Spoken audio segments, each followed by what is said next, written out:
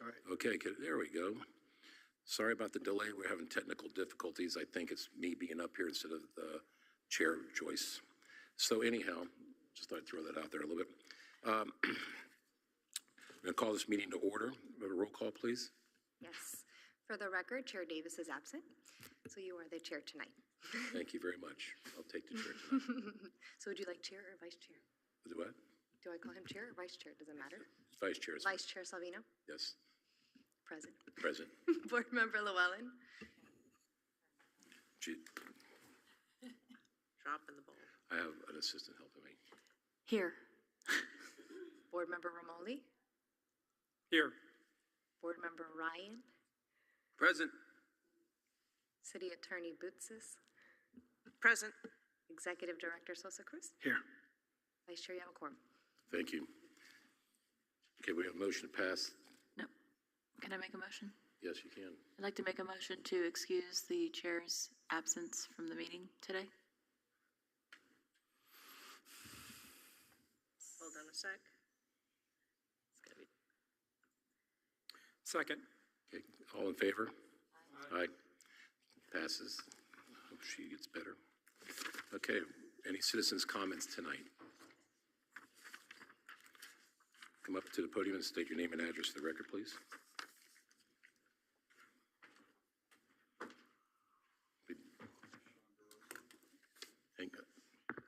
Sean DeRosa. Good evening, Vice Mayor and Commissioners. I want to be very clear this evening. This is not an attack on business, art, or redevelopment. This is about compliance with the city's own land development code and protecting adjacent residential neighborhoods. The property at 481 South Federal Highway, Mad Arts, is located within the South Federal Highway Mixed Use District, Section 303-80. That district was intentionally designed to activate and energize the Federal Highway corridor along the primary street frontage, not to push the highest intensity impacts into the rear of the property directly against single-family homes. Your own code discusses activating the corridor, orienting uses towards the street, and maintaining compatibility with surrounding neighborhoods. But what residents are experiencing is the opposite. The loudest and highest impact activity, live outdoor entertainment and amplified sound, is occurring in the interior rear of the parcel, directly adjacent to residential homes where families are trying to live peacefully. That is not a minor operational issue. That is a land use compatibility and compliance issue. A permitted use does not mean unlimited placement or unlimited impact anywhere on the property.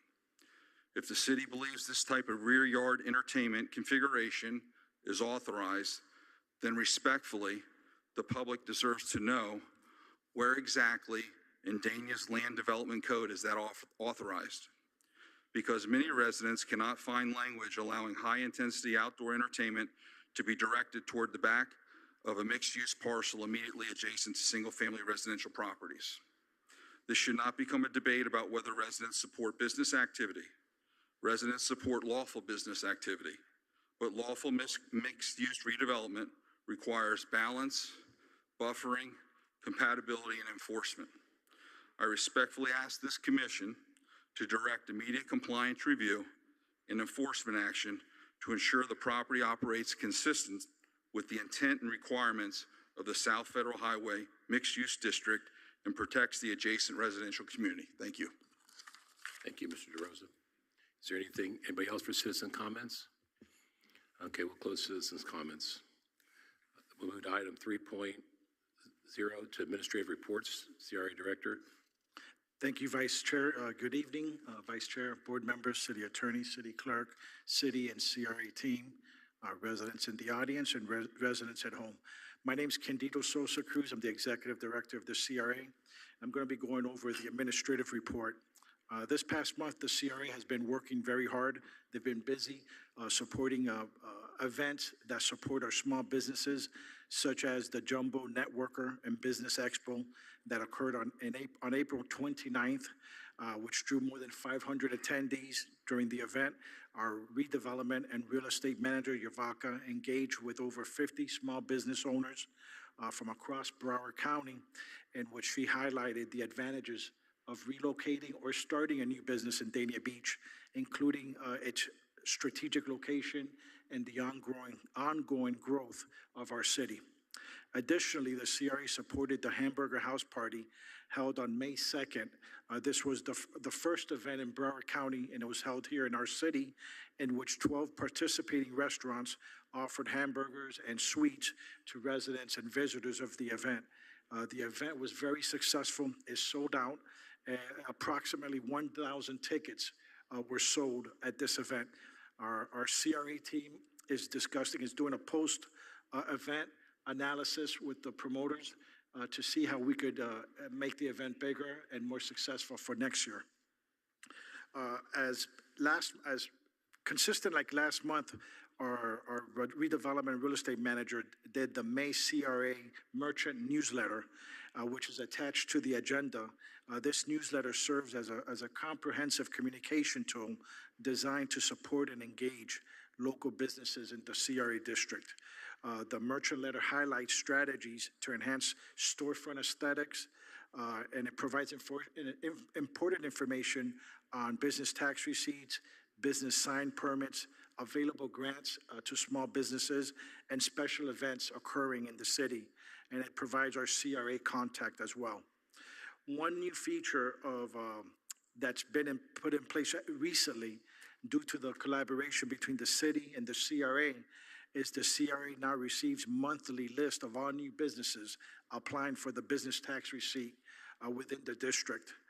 This proactive approach allows the CRA to identify incoming businesses early, engage from the outset, and establish strong relationships with these small businesses.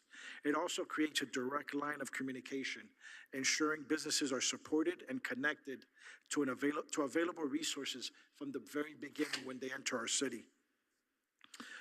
On a separate note, this pertains to our city beach, but also it impacts our CRA district. Dania Beach has been recognized as one of Florida's hidden gems. The city has been featured in a recent Travel Off-Path article highlighting Florida's hidden gem beach towns. Among 4 standout coastal destinations across the state, Dania Beach earned the #2 ranking. So again, we're very proud of that, and that does impact our hotels, our restaurants, our local business community here in the CRA. And we're going to be continuing to promote it and make sure that the city is highlighted throughout the state. Under the partnership with Rebuilding Together, under the home beautification programs, we've completed 2 homes under the new contract, and 8 homes are waiting on the wait list. Under the Safe at Home program, we've completed 41 homes, 3 are in process, and 4 are in line for service. So again, our goal is to reach 50 homes by the end of September and do as many under the home beautification program, hopefully another 40 homes. The patch continues to generate a lot of visitors, a lot of walk-in traffic. This past month, we've had a total of 38 visitors visit the patch, a total of 58 volunteers come work at the patch from different organizations, nonprofit, private sector, schools, colleges, universities. We've had 45 students from C.W. Thomas participate, and we've also had the medicinal plant workshop this past Saturday. We've been able to produce 220 pounds of strawberries, zucchini, eggplant, collards, tomatoes, coconuts, and the unsold produce was donated to the seniors at Saratoga Crossing. Some upcoming events for the month of May. May 16th at the patch, we're going to have the Veggies and Herbs Taste and Garden Tour. On May 23rd, we're going to have the Shop with Our Growers Farmers Market. On May 30th, we're going to have the Seed Savings Workshop, and all of these workshops are from 9 a.m. until noon. And this coming summer, we're partnering with C.W. Thomas and P.J. Milley, which is the Parks and Recreation programs, to host the City Summer Camp Program. P.J. Milley will be participating with 30 campers starting June 11, and C.W. Thomas with 50 campers on June 25th, July 9th, and July 23rd. The next event that the city and the CRA will be participating is the Port Everglades Association, the PEA Economic Engine Performance. This will be held Friday, June 5th from 11 a.m. to 1:30 p.m. at the Greater Fort Lauderdale Broward County Convention Center. That concludes the admin report, and Vice Mayor. If you have any questions, I'm ready to answer. Anybody have any questions? Okay. Thank you, Chair. Director Candido, for the rebuilding Broward, rebuilding Home South Broward and, well, South Florida, and the strengthening of the homes, when do we have the discussion of possibly budgeting more to increase that program? We will be able to budget more now, starting in June, when we start budget season. Okay. For next year, for October 1st, if you wanted to increase the dollars, the homes that get repaired, either under the, remember, we have two different contracts. Under the Rebuilding Together program, we have the home beautification, which is the exterior, we beautify the home, and then we have the Safe at Home, which is the interior, dealing with safety issues. Two separate contracts.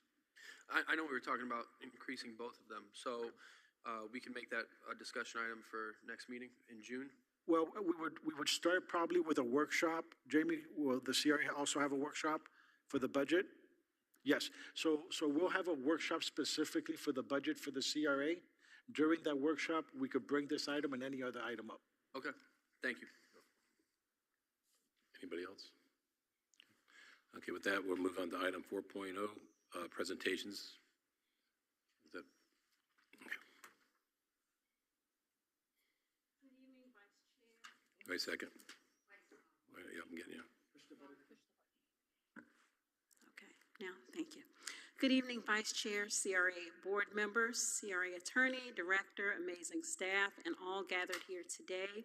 I'm Yavaka Young-Smith, redevelopment real estate manager for the Dania Beach CRA, and I'm before you to present the two CRA property clusters at Southwest 12th Avenue and Phippen Waiters Road. Slide. I will begin with the, you can change the slide. I will begin with the three adjoining lots on Southwest 12th Avenue, 701, 705, and 711 Southwest 12th Avenue, also known as J.A. Eli Boulevard. These are known as the Smith Store properties. These three contiguous lots are zoned neighborhood residential district, and that zoning allows for single family or duplex.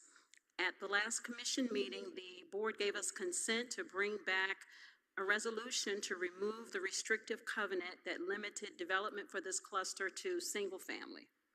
The combined lots are 16,400 square feet, 164 wide and 100 feet deep, and are suitable for residential infill development. The site would require rezoning for greater density development. Next slide. Our next cluster is the 6 adjoining lots on Phippen Waiters Road, addresses 115, 117, 119, 123, and 125. The first 3 lots are zoned neighborhood residential district, allowing single-family, duplex, or multifamily. The latter 3 lots are zoned neighborhood mixed use, allowing commercial and residential. The combined lots are 11,900 square feet and are suitable for a variety of developments, albeit their challenged 80-foot depth. Next steps, next slide. CRA staff will meet with procurement to construct an LOI to the development community and receive proposals. Developers will be able to submit proposals for one or both clusters, outlining the return on investment to the CRA. We will bring the board the short list of the best 2 or 3 proposals, and the board will select the proposal of its choice. I'm happy to answer any questions you may have. Okay, thank you. Wait a minute. Questions? Okay. I get it. Wrong one. What's this one? I thought he was wrong, and that's Moley. But they all moved to Okay. one. It's not working. What'd you do? Just a little bit softer. Thank you. Thanks for the presentation. Thanks for the work on this. When it comes to cluster 1, we're changing it from residential to RIN. That's the proposal for the zoning. I'm sorry, you said, It was RIN was the oh, it's Neighborhood Residential District. neighborhood For- residential yes, district. mhm. And is that mixed use also for cluster one? No. No, it's just residential. Yes. Okay. And what is the height and density allowance for that? Well, I mean, there was a restrictive covenant for single family only, so that would be your typical 30 feet. 30 feet? Okay. Mhm.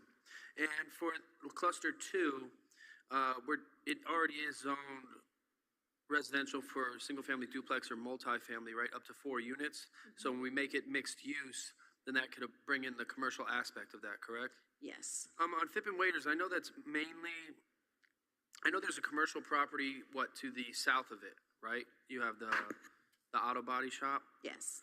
and then across from it is residential. So this kind of is expanding that commercial use that it has next to that auto body shop?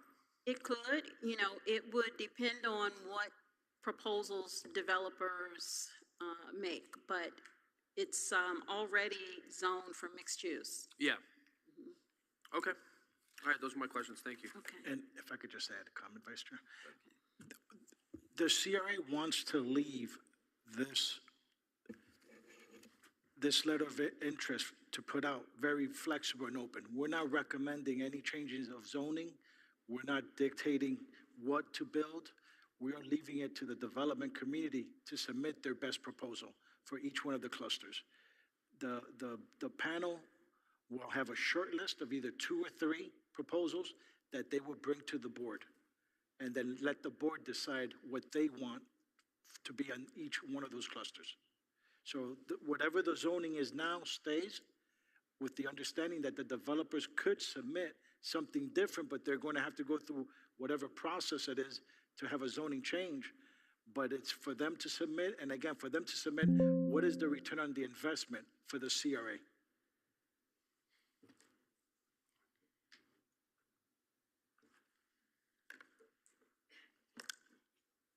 Oh, thank you. So Director, so when the RFP goes out to the developers or anybody interested in these properties, does it specify that they have those options? Yes, it will. Because my fear is that if they're restricted, we're not going to get the interest. That's something Javaka and I spoke about, ensuring that we're not restricting it one way or the other. The whole reason we're removing the restriction, that item is under consent, is to open it up. Okay. Let the development community, that they're the professionals, tell us what they think should be built or will be the best item to be built.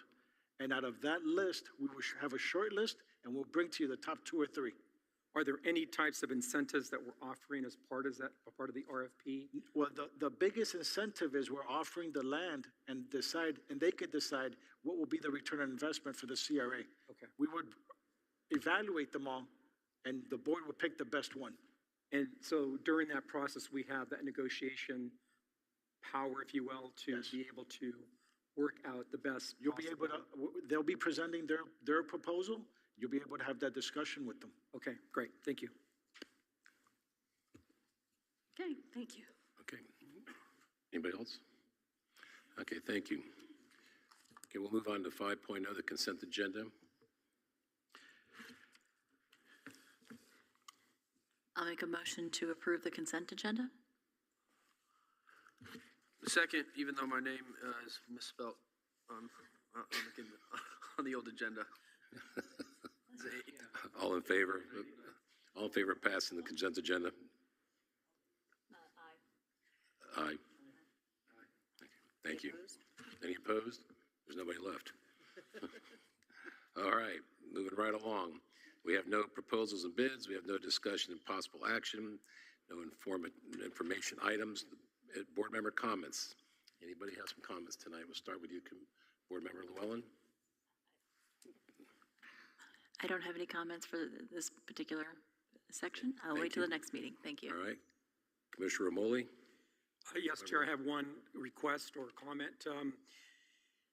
I'm getting a few calls from the business owners that are across from the post office. They are apparently someone, whether it's Sherman-Williams or another tenant within that cluster of businesses, supposedly are now having a spotter and they're towing cars on a regular basis. I understand the need to have spaces for tenants that have businesses there. But I'm really concerned that it's going to set a precedent for people that come visit Dania Beach and they say, we're getting our cars towed. It's not a friendly city. Don't go there. You get your car towed. I'm not sure what the solutions are, but we need to, and I know part of what we're trying to do with the CRA is come up with better signage to utilize our parking garage. But if there's any temporary things that we can do to try to get people to understand we do have a parking garage, I just think that we need to start brainstorming and figuring out ways that we can help the business owners with their parking, but also those business owners that are along Federal Highway that are creating that interest and creating that traffic to come into their businesses, but they're coming back to their cars to find them towed. And it's just not a really good thing for our city. So if we can come up with some solutions. Vice Mayor, if I may. Vice Chair. Thank you, Commissioner Ramoli. I think a solution, an immediate solution right now, even though it's temporary, is to put some immediate sign on Dania Beach Boulevard, pointing out where the public garage is, while we're still working out our global wayfinding sign plan. I think we should start already putting some signage, like I said, on some of the main areas around City Hall campus, so at least individuals that do come off Federal, they know where the City Hall garage is. That's something that we could start now, working with our public services, working with the county, allowing that signage. And again, even if we replace it with future, more identifiable or more aesthetically pleasing wayfindage sign, it will alleviate or at least provide guidance to visitors and people coming from the outside, letting them know where there is some free parking. Thank you. Okay, anybody else? No comment, thank you. No comment. All right, I have no comments either. So with that, we adjourn.